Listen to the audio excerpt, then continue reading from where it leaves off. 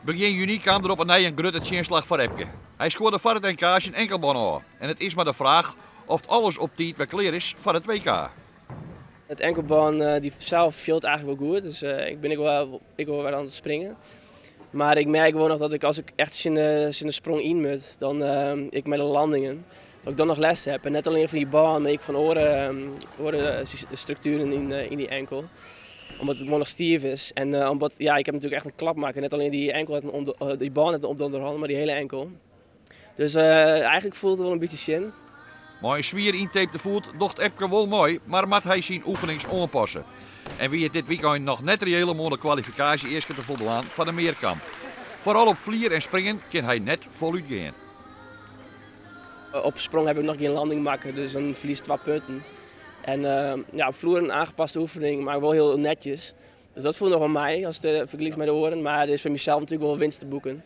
Dus ja, ik ben wel tevreden met de meerkampioen, maar het kan zeker nog een stap omheen. Epke scoorde 81,800 op de meerkamp en dat met 84 worden om het WK te halen.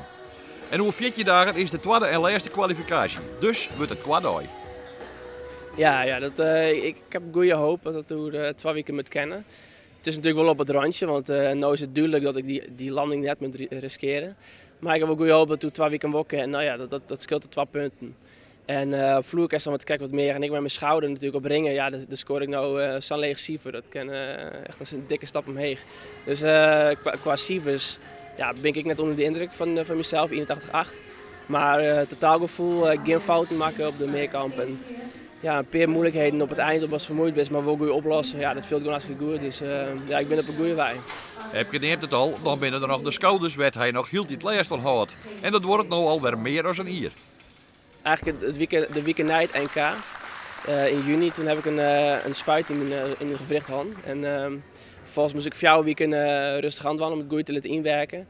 En vervolgens wel langzaam opbouwen. Dus na die 4 weken is het net meteen al een keer maar weer. Maar gewoon heel langzaam weer opbouwen. En ja, 30 heb ik in ieder geval op ringen nog heel voorzichtig ding. Heb ik net volop getraind en zo stik wel aan de scoren.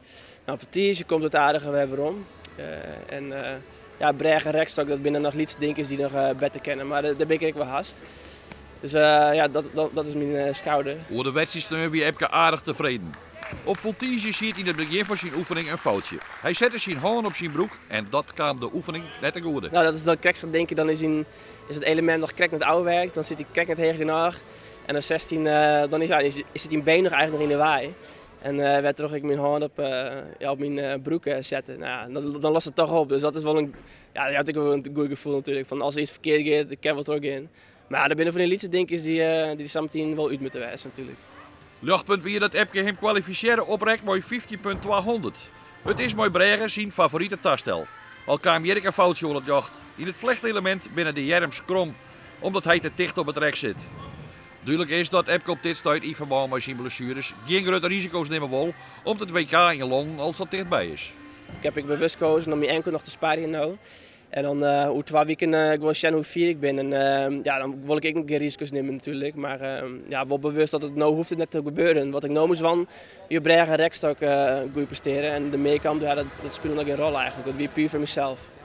Epke gaat dus naar het WK en dat geldt zo goed als zeker ook voor broer Harris Zonderland. Sneur sleepte hij op 3 tastelende nominatie in de wacht. Te witten, rek, springen en ringen.